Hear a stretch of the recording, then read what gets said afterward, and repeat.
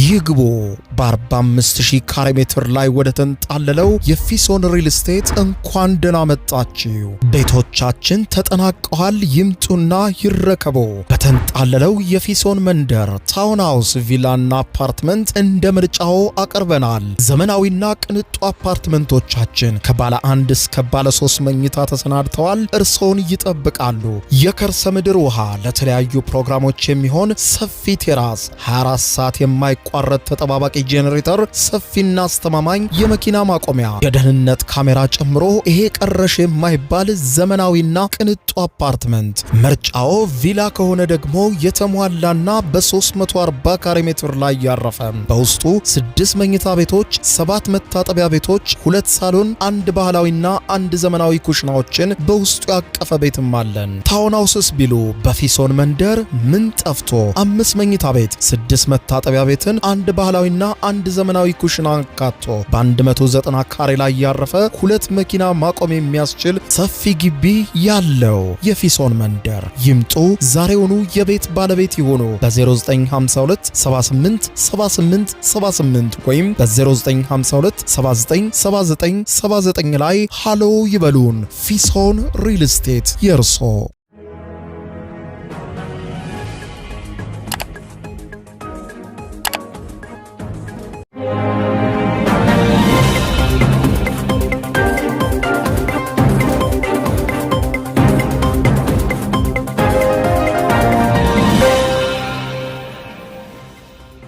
ጤና ይስጥልኝ ክቡራትና ክቡራን የዩቲዩብ ቻናል ቤተሰቦች፣ የሰዓቱን አጫጭር ሰበር መረጃዎች ይዤ ቀርብ ያለው በርከት ያሉ ፈጣን ወቅታዊ ሰበር መረጃዎች በየሰዓታቱ ልዩነት ዩቲዩብ ላይ ሲጫኑ ቀድሞ ለእናንተ የማስታወቂያ መልእክት ወይም ኖቲፊኬሽን እንዲደርሷችሁ የዩቲዩብ ቻናሌን ሰብስክራይብ በማድረግ የደወል ምልክቷን መጫን አትዘንጉ።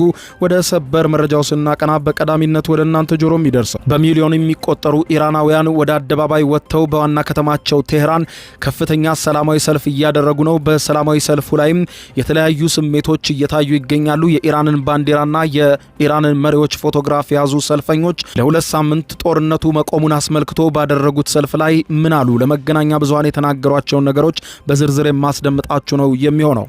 በሌላ በኩል ደግሞ አስጨናቂው ሌሊት ለመሆኑ እንዴት አለፈ? በዋይት ሃውስ ውስጥ የነበረው ግብ ጭንቅ፣ በቴህራን የነበረው ሁኔታና በድርድር ላይ የነበሩት በፓኪስታን እንዲሁም በሃንጋሪ ቡዳፔስት የነበሩት ምክትል ፕሬዝዳንቱና ፕሬዝዳንት ዶናልድ ጄ ትራምፕን ለማስማማት የተደረገው ለማሳመን የተደረገው እልህ አስጨራሽ ሌሊት እንዴት አለፈ? አክሲዮስ የዜና ወኪል ቅርበት ካላቸው ሰዎች ያገኘውን መረጃ ሰንዶ ዝርዝር መረጃዎችን አውጥቷል። መደመጥ ያለበት ነው። በዝርዝር አስደምጣችኋለሁ። የአሜሪካው ፕሬዝዳንት ዶናልድ ጄ ትራምፕ አሸንፈናል ብለው ድል ቢያውጁም ከገዛ የአሜሪካ ምክር ቤት አባላት ከፍተኛ ትችት እየቀረበባቸው ይገኛል። አፈገፈጉ እንጂ ምንም የተገኘ ድል የለም ብለዋል። ኢራን ያቀረበችውን ሙሉ በሙሉ ቅድመ ሁኔታዎች የአሜሪካው ፕሬዝዳንት ዶናልድ ጄ ትራምፕ ተቀብለው ነው የሆርሙዞች መጠን ያስከፈቱት። ስለዚህም ይህ ደግሞ ምንም ድል ሊባል አይችልም ሲሉ ተናግረዋል። አስቀድማም ኢራን ቅድመ ሁኔታዎች ከተቀበሉ እከፍታለሁ ማለቷን በመጥቀስ በሌላ በኩልም የአሜሪካው ፕሬዝዳንት ዶናልድ ጄ ትራምፕ ሌላ በርካቶችን ያስገረመ ነገር ተናግረዋል። ኢራን ከዚህ በኋላ ምንም አይነት የኒውክሌር ማበልጸግም ሆነ ከዚህ በኋላ ኒውክሌር የሚባል ነገር በኢራን ውስጥ መታየት የለበትም፣ ይህንን መቀበል አለባት፣ ማመን አለባት ሲሉ የነበረ ቢሆንም አሁን ግን ለአሶሺየትድ ፕሬስ ከደቂቃዎች በፊት በሰጡት ቃለ ምልልስ ላይ ትራምፕ እንዳሉት የኢራን ኒውክሌር ጥበቃ ይደረግለታል ሲሉ ተናግረዋል። ይህም ከቀድሞ ሀሳባቸውን በዚህ ዙሪያ መቀየራቸውን አመላካች ሆኗል። በዝርዝር ሁኔታውንና ቃለ ምልልሳቸውንም የማስደምጣችሁ ነው የሚሆነው። በሌላ በኩል በቀጠናው የተኩስ አቁም ቢታወጅም አሁንም ተኩስ አልቆመም። በተለይም ኢራን የምትተኩሳቸው ሰው አልባ በራሪ አውሮፕላኖችና ድሮኖች አሁንም እየተተኮሱ ቀጥለዋል። ዝርዝር ጉዳዩን በተመለከተ ላስደምጣችሁ፣ አብረን እንከታተለው። በቅድሚያም በሚሊዮን የሚቆጠሩ ኢራናውያን በዋና ከተማቸው በቴህራን ጎዳና ላይ በከፍተኛ ቁጥር ወጥተው ሰላማዊ ሰልፍ በማድረግ ስሜታቸውን እየገለጹ ይገኛሉ። ለ40 ቀናት የነበረው ምስቅልቅልና የነበረው ጦርነት ኢራን የሆርሙዝን ወሽመጥ ለመክፈት ከዚህ ቀደም ብላው እንደነበረው የተስማማች ሲሆን የአሜሪካው ፕሬዝዳንት ዶናልድ ጄ ትራምፕ ደግሞ ኢራን ከዚህ ቀደም ያቀረበቻቸውንና በተደጋጋሚ አልቀበላቸውም ያሏቸውን 10 ነጥቦችን ሙሉ በሙሉ ተቀብለው ጦርነቱን ለመቋጨት ለፊታችን አርብ ከነገ በስቲያም በእስላማባድ ተቀጣጥረው ጦርነቱን በጊዜያዊነት ለ2 ሳምንታት እንዲቆም ሆኗል። ይህንን ተከትሎ ታዲያ በሚሊዮን የሚቆጠሩ ኢራናውያን ዛሬ ረቡዕ ጎህ ሳይቀድ በማለዳው ነበረ ወደ ዋና ከተማቸው ቴሄራን አደባባዮችን በመውጣት ስሜታቸውን እየገለጹ ገሚሱ የደስታ እንባ ሲያነባ፣ ገሚሱ በድል ስሜት ሁኔታውን ሲናገር ይታያል። አንዳንዶች ግን ጥርጣሬና ፍራቻቸውን አልደበቁም። ከስፍራው የወጡት የቪዲዮ ምስሎች እንደሚያሳዩት የተሰባሰቡ በርካታ ኢራናውያን የአሜሪካና የእስራኤልን ባንዲራ በእሳት ሲያጋዩ ታይተዋል።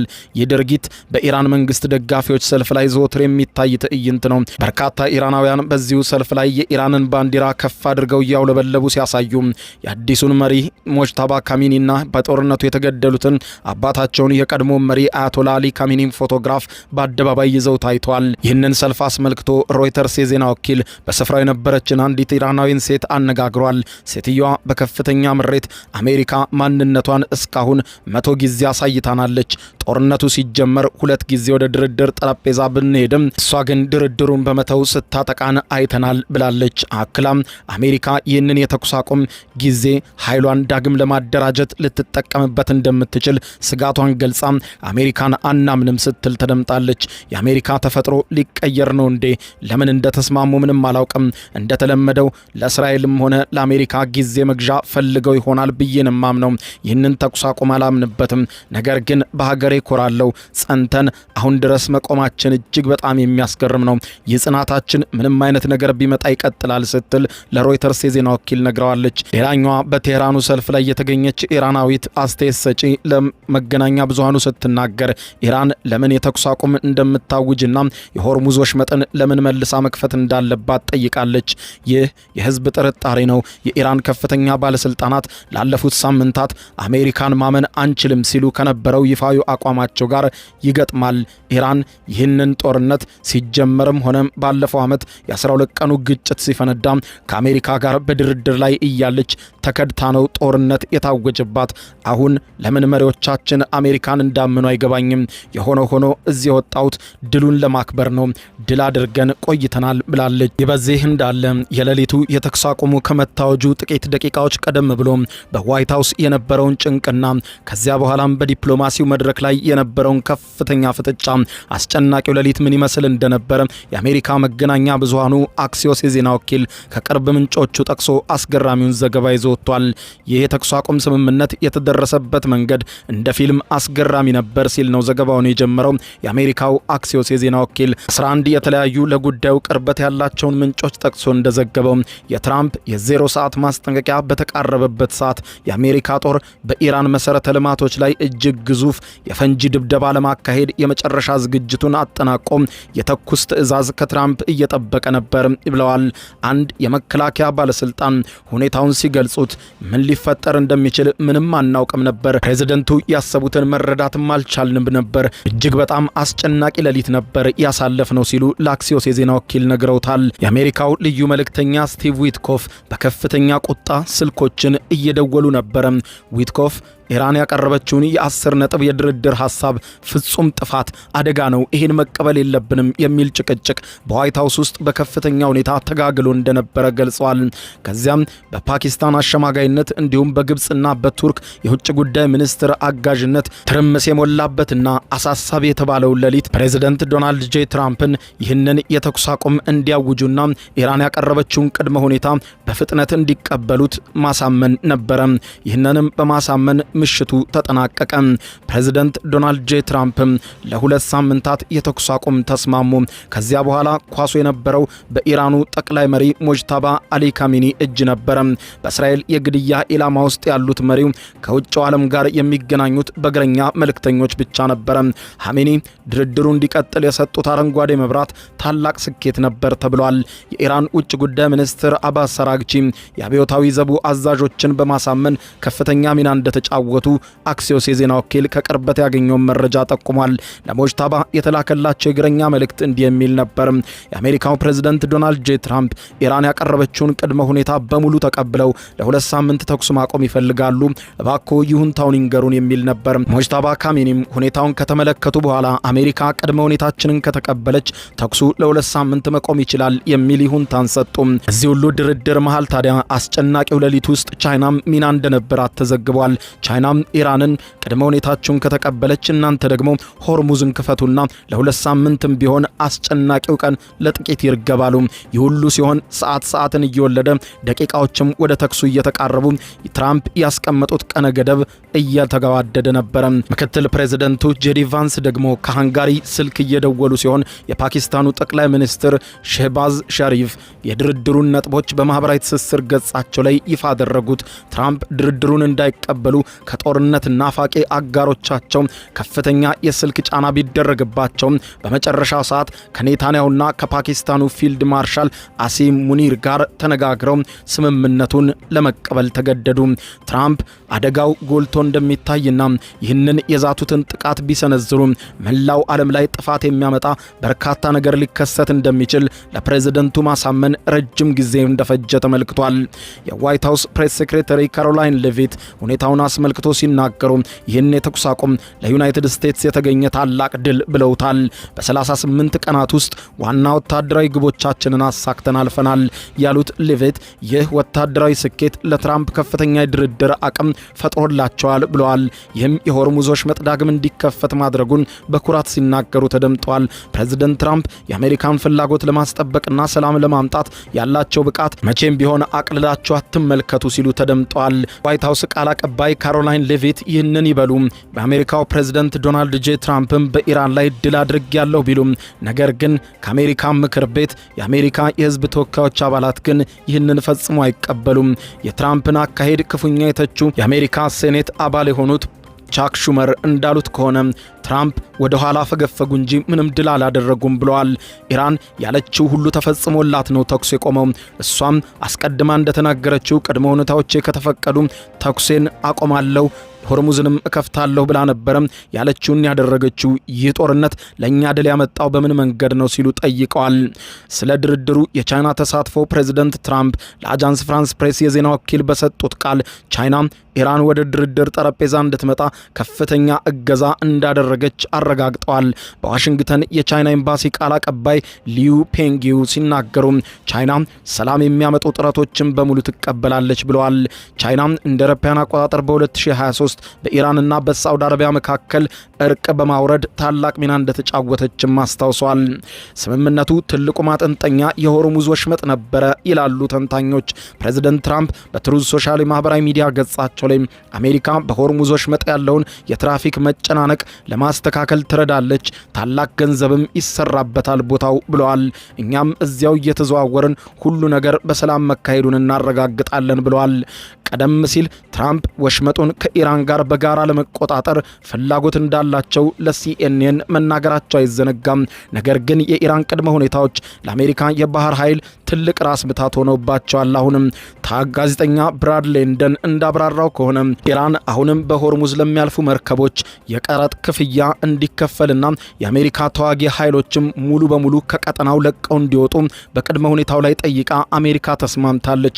ጥያቄው ይህ ቀረጥ በአሜሪካ የጦር መርከቦችም ላይ ተፈጻሚ ሆናል የሚለው ነው።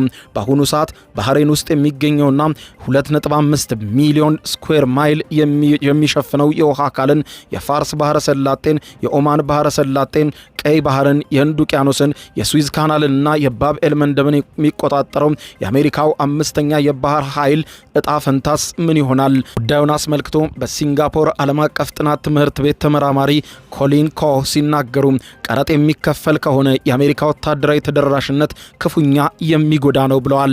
ትራምፕ ይህንን ሁኔታ እንደ ድል ማየት የለባቸውም፣ ፈጽሞ ድልም አይደለም ብለዋል። ድሉ ለኢራን ያዘነብላል ባይ ናቸው። አካባቢው ያለው የአሜሪካ ወታደራዊ ማዘዣ ሴንትኮም አቋሙን ሙሉ በሙሉ ካልቀየረ በቀር ይህ የቀረጥ ስርዓት ሊተገበር አይችልም ብለዋል። ሌላኛው አስገራሚ ጉዳይ የኢራን ዩራኒየም ጉዳይ ነው። ፕሬዝደንት ትራምፕ ለአጃንስ ፍራንስ ፕሬስ ዛሬ ንጋቱን እንደተናገሩት ለኒውክሌር መሳሪያ መስሪያ የሚሆን የኢራን ከፍተኛ የበለጸገ ዩራኒየም ጉዳይ በፍጹም በሚገባ እንክብካቤ ይደረግለታል ብለዋል። ቀደም ሲል አሜሪካ ይህንን ዩራኒየም በወታደራዊ ዘመቻ ለመውሰድ አስባ እንደነበር አርያም ለማውደም ታስቦ እንደነበርና ኢራን ምንም አይነት ኒውክሌር ማበልጸግ አትችልም የሚለው ሐሳባቸውን በግልጽ ሲናገሩ የነበረው የአሜሪካው ፕሬዝዳንት ዶናልድ ጄ ትራምፕ አሁን ቃላቸውም 100% መታጠፉን አመላካች ሆኗል። የተኩስ አቁሙ ያልተካተተባት ሌላኛው ሀገር የሊባኖስ እጣ ፈንታ አሳሳቢ ሆኗል። ሌክስ ሃርቪና ሎረን ኢዝጎ በጋራ እንደዘገቡት ከሆነ ለሲኤንኤን የእስራኤሉ ጠቅላይ ሚኒስትር ቤንያሚን ኔታንያሁ ጽሕፈት ቤት የሁለት ሳምንቱን የተኩስ አቁም ሊባኖስን አያካትትም ሲል በይፋ አስታውቋል። ይህ አቋም የፓኪስታኑ ጠቅላይ ሚኒስትር ከሰጡት መግለጫ ጋር በግልጽ የሚቃረን ነው። እስራኤል መጋቢት መጀመሪያ ላይ ጀምሮ በደቡብ ሊባኖስ በሄዝቦላ ላይ ጦርነት የከፈተች ሲሆን ከመጋቢት 2 ጀምሮ 130 ህጻናትን ጨምሮ 1530 ሰዎች መገደላቸውን የሊባኖስ የጤና ሚኒስትር አስታውቋል። በኪንግስ ኮሌጅ ለንደን መምህር የሆኑት ሳሚር ፑሪ እንደሚሉት ከሆነ እስራኤል ይህንን ያደረገችው ከአሜሪካ ጋር በመቀናጀት ሲሆን ዓላማውም በኢራንና በሄዝቦላ መካከል ያለውን ትስስር ላይ ጫና ለማሳደር ነው ብለዋል። በሌላ በኩል የባህረ ሰላጤው ሀገራት ጂሲሲ ስለ ስምምነቱ ይፋዊ መግለጫ ከመስጠት እስካሁን ተቆጥበዋል። የአልጀዚራው ዘጋቢዎች ከስፍራው እየዘገቡት እንዳለው ከሆነ ትራምፕ የባህረ ሰላጤው ሀገራትን ወክዬ እናገራለሁ ቢሉም የጂሲሲ ሀገራት ግን የሰላም ሂደቱ አካል መሆን ይፈልጋሉ። የሆርሙዞች መጥዳግም መከፈት ጂሲሲ ኢኮኖሚ የደም ስር በመሆኑ እጅግ ወሳኝ እርምጃ ነው። ኢራን በበኩሏ የወሽመጡን ቁጥጥር አሳልፌ አልሰጥም ማለቷ በቀጣይ በጂሲሲ ወይም በአረብ ሀገራቱ በኢራን መካከል ትልቅ የውዝግብ ነጥብ እንደሚሆን ይጠበቃልም ተብሏል። ስምምነቱ ከተሰማ በኋላ ዛሬ ከማለዳ ጀምሮ ከጀርመን እስከ ተባበሩት መንግስታት ድርጅት ዓለም አቀፍ ምላሾች ቀጥለዋል። ኦማን የውጭ ጉዳይ ሚኒስትር ባድር አብዱል ሳይድ በኩል ባወጣቸው መግለጫ ዓለም ከተደቀነባት የጥፋት አደጋ ወደ ኋላ ተመልሳለች። አደጋው በርዷል፣ ሆኖም ግን አሁንም መዘናጋት አያስፈልግም ብለዋል። የጀርመን ቻንሰለር ፍሬድሪክ ሜርዝ እና የእንግሊዙ ጠቅላይ ሚኒስትር ኪር ስታርመር ስምምነቱን በደስታ ተቀብለው ወደ ዘላቂ ስምምነት እንዲቀየር እናሳስባለን ብለዋል። ኢራቅና ግብጽ ስምምነቱ ቀጠናዊ ውጥረትን ለማርገብ ከፍተኛ አስተዋጽኦ ያለው ሲሉ አጨብጭበዋል። ጠቅላይ ሚኒስትር አንቶኒ አልባኒዝ የአውስትራሊያው ጠቅላይ ሚኒስትር ስምምነቱ ጥሩ ዜና ነው፣ ትራምፕ መሰረተ ልማትን አወድማለሁ በሚል ፉከራቸው አጥብቀን ስንቃወም ነበረ። ያ በመሆኑና ተኩስ አቁም በመታወጁ ደስ ብሎናል ብለዋል። ጃፓን በበኩሏ ባወጣችው መግለጫ የሆርሙዝ ወሽመጥ ደህንነቱ የተጠበቀ ጉዞ እንዲኖር ማድረጉ እጅግ ወሳኝ ነው ብለዋል። የተባበሩት መንግስታት ድርጅት ዋና ጸሐፊ አንቶኒዮ ጉተሬዝ ሁሉም ወገኖች ለስምምነቱ ተገዢ ይሁኑ ሲሉ ተማጽነዋል። ምንም እንኳን በወረቀት ላይ የተኩስ አቁም ቢታወጅም መሬት ላይ ያለው የሚሳኤል ውሽንፍር፣ የእስራኤል የፈንጂ ድብደባ፣ የሆርሙዝ ወሽመጥ ባለቤትነት ሽኩቻ፣ የዲፕሎማሲው ውዝግብ የዓለም ሰላም አሁንም አደጋ ላይ እንደጣለው ያሳያል። የኢራን ሚሳኤሎች አሁንም መተኮሳቸው አልቆምም። ኢራን በዛሬው ዕለት ከማለዳው ጀምሮ ይህ ዘገባ እስከተጠናከረበት ሰዓት ድረስ በተባበሩት አረብ ኤምሬትስ፣ በሳውዲ አረቢያ፣ በኦማን፣ በኩዌትና በኳታር ላይ መጠነ ሰፊ ጥቃት መፈጸሟም ተዘግቧል። ይህ በእንዲህ እንዳለ የእስራኤል ጦር ኢራንን ማጥቃት ማቆሙን በይፋ ገልጾ የተኩስ አቁሙን አክብሮ ጥቃት መሰንዘሩን ከዛሬ ጀምሮ እንደሚያቆም ገልጧል። ነገር ግን የሊባኖስ ዘመቻውን እንደሚቀጥልና የተኩስ አቁሙ ሊባኖስን እንደማያካትት ገልጿል። የእስራኤል ጦር ዛሬ ጠዋት ደቡባዊ ሊባኖስ ውስጥ ከታታይ ከባድ የአየር ጥቃቶችን ፈጽሟል። ይህ ጥቃትም እስራኤል በአሜሪካና ኢራን መካከል የተደረሰውን የተኩስ አቁም ስምምነት ሊባኖስ ውስጥ ተግባራዊ እንደማታደርገው በይፋ ያረጋገጠችበት ነው ብሏል። ቢቢሲ በዘገባው የእስራኤል መከላከያ ሰራዊት ኢራን ላይ የሚፈጸሙ ጥቃቶችን ማቆሙን፣ ሊባኖስ ውስጥም የሚካሄደው ዘመቻ ግን እንደሚቀጥል ገልጿል። በደቡባዊ ሊባኖስ የሚገኙት ትሬይ እንዲሁም ናባቲህ የተባሉ አካባቢዎች ረቡዕ ጠዋት ማለዳ ጀምሮ ጥቃት የተፈጸመባቸው ሲሆን የተኩስ አቁም ስምምነቱ ይፋ ከተደረገም በኋላ ከፍተኛ ውድመት በሊባኖስ ውስጥ እየተመዘገበ ነው። የእስራኤሉ ጠቅላይ ሚኒስትር ቤንያሚን ኔታንያሁ የተኩስ አቁሙ በኢራን ከሚደገፈው የሊባኖሱ ታጣቂ ቡድን ሄዝቦላ ጋር የሚካሄደው ግጭትን ያካትታል መባሉን ውድቅ አድርገዋል። የሊባኖስ መንግስትና ሄዝቦላ እስካሁን በጉዳዩ ላይ አስተያየት አልሰጡም። ስምምነቱን ያሸማገለችው ፓኪስታን በበኩሏ ተኩስ አቁሙ ሊባኖስን እንደሚያካትት ገልጻለች። ባለፉት ቀናት ኢራን በምታደርገው ድርድር ውስጥ በሊባኖስ የሚደረገው ግጭትን እንድታካትት ሄዝቦላ መጠየቁን ተዘግቦ ነበረ። የእስራኤል መከላከያ ሰራዊት ባወጣው መግለጫ ኢራን ውስጥ የሚፈጸሙት ተከታታይ ጥቃቶችን አጠናቀናል ለጊዜው ብለዋል። ከፖለቲካዊ አመራሩ በደረሰው መመሪያ መሰረት ሊባኖስን ማጥቃቱን እንደሚቀጥል ግን ገልጿል። እስራኤል ላይ ለሚፈጸም ማንኛውንም ጥሰት ለመከላከል ዝግጁ ነን ብለዋል። ሊባኖስና ሄዝቦላህን በተመለከተ ግን የእስራኤል መከላከያ ሰራዊት ኢላማ ያለው የምድር ዘመቻ ማከናወኑን ይቀጥላል ብለዋል። እስራኤል በበኩሏ የሊባኖስ ግዛትን ተቆጣጥራ የመቆየት እንዲሁም ድንበር ውስጥ የደህንነት ዞን የማቋቋም ፍላጎት ጭምር እንዳላት ገልጻለች። የእስራኤል ወታደሮች በሊባኖስ ውስጥ በከፍተኛ ቁጥር የገቡ ሲሆን ወታደራዊ እርምጃቸውን እያጠናከሩ ይገኛሉ። በተያያዘ ዜና አሜሪካና ኢራን የሆርሙዝ ወሽመጥን ለመክፈት ከተስማሙ በኋላ የነዳጅ ዋጋ በከፍተኛ ሁኔታ ቀንሷል። ዓለም አቀፍ የነዳጅ ዋጋን ለመለካት ጥቅም ላይ የሚውለው የብሬንት ድፍድፍ ነዳጅ በአንድ በርሜል ዋጋ በ13 በመቶ ገደማ ቀንሶ $94 ከ80 ሳንቲም ገብቷል። በአሜሪካ የሚሸጠው ነዳጅ ደግሞ የ15 በመቶ ቅናሽ በማሳየት ዋጋው ወደ $96.75 ወርዷል። አሁንም ቢሆን ግን የነዳጅ ዋጋ የኢራን ጦርነት ከመጀመሩ አስቀድሞ ይሸጥ ከነበረበት በበርሜል $70 ገደማ ዋጋው የጨመረ ሆኖ ቀጥሏል። በአሜሪካና ኢራን ጥቃት ከተከፈተባት ኢራን በሆርሙዝ ወሽመጥ በኩል የሚያልፉ መርከቦች ላይ ጥቃት እንደምትፈጽም ከዛተች በኋላ የመካከለኛው ምስራቅ ነዳጅና ጋዝ አቅርቦት የተስተጓጎለ ሲሆን የኢነርጂ ዋጋም በከፍተኛ ሁኔታ ንሯል። ክቡራን አድማጮች ለሰዓቱ ብታደምጧቸው ያልኳቸው አጫጭር መረጃዎች የሰማችኋቸው ናቸው። ከሰዓታት በኋላ በሌላ መረጃ ተመልሰን እስከምንገናኝ በያለንበት የዓለም ዳር ቸር እንቆይ። የዩቲዩብ የስኬት ሚስጥሮችን በዝርዝር የያዘው የአቤል ብርሃኑ የወይኗ ልጅ መጽሐፍ ሁለተኛ እትም በገበያ ላይ። ዩቲዩብ ለመጀመር በአጭር ጊዜ ስኬትን ለመቀዳጀት አስበዋል? ዩቲዩብ ብጀምር ስንት ብር አገኘሁም ብሎ አስበዋል? እንግዲያውስ በዩቲዩብ 2 የወርቅ 3 የብር ሽልማቶችን ያገኘው የአቤል ብርሃኑ የወይኗ ልጅ የዩቲዩብ ሚስጥሮች መጽሐፍ በዝርዝር ሁሉንም ያብራራሉታል። ዛሬውኑ ገዝተው ህልሞን እውን የሚያደርጉበትን የዩቲዩብ የስኬት መንገድ ይጀምሩ። በሀገር ቤት አከፋፋይ አዲስ አበባ ሜክሲኮ ኮሜርስ መጽሐፍት መደብር። በውጭ ሀገራት ለምትገኙ ከአማዞን ላይ ብታዙ በቀናት ውስጥ ደጁ ይደርሳል። የአማዞን ሊንኩን እዚህ ቪዲዮ ኮሜንት ላይ ያገኙታል። የዩቲዩብ ሚስጥሮች ዘመኑ ጋር ተፈላጊ መጽሐፍ።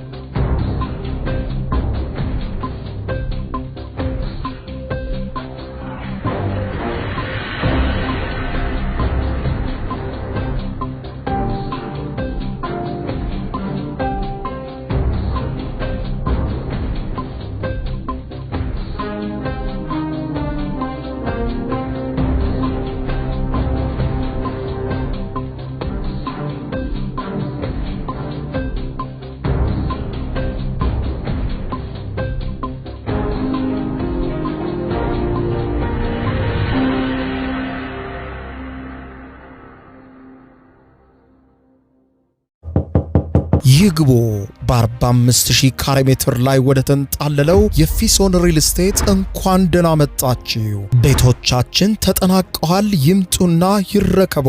በተንጣለለው የፊሶን መንደር ታውን ሃውስ፣ ቪላና አፓርትመንት እንደ ምርጫው አቀርበናል። ዘመናዊና ቅንጡ አፓርትመንቶቻችን ከባለ 1 እስከ ባለ 3 መኝታ ተሰናድተዋል፣ እርሶን ይጠብቃሉ። የከርሰ ምድር ውሃ፣ ለተለያዩ ፕሮግራሞች የሚሆን ሰፊ ቴራስ፣ 24 ሰዓት የማይቋረጥ ተጠባባቂ ጄኔሬተር፣ ሰፊና አስተማማኝ የመኪና ማቆሚያ፣ የደህንነት ካሜራ ጨምሮ ይሄ ቀረሽ የማይባል ዘመናዊና ቅንጡ አፓርትመንት። ምርጫው ቪላ ከሆነ ደግሞ የተሟላና በ340 ካሬ ሜትር ላይ ያረፈ በውስጡ 6 መኝታ ቤቶች፣ 7 መታጠቢያ ቤቶች፣ 2 ሳሎን፣ 1 ባህላዊና 1 ዘመናዊ ኩሽናዎችን በውስጡ ያቀፈ ቤትም አለን። ታውን ሃውስስ ቢሉ በፊሶን መንደር ምን ጠፍቶ 5 መኝታ ቤት፣ 6 መታጠቢያ ቤትን፣ 1 ባህላዊና 1 ዘመናዊ ኩሽና አካቶ በ190 ካሬ ላይ ያረፈ 2 መኪና ማቆም የሚያስችል ሰፊ ግቢ ያለው የፊሶን መንደር። ይምጡ፣ ዛሬውኑ የቤት ባለቤት ይሆኑ። በ0952 78 78 78 ወይም በ0952 79 79 79 ላይ ሃሎ ይበሉን። ፊሶን ሪል ስቴት የርሶ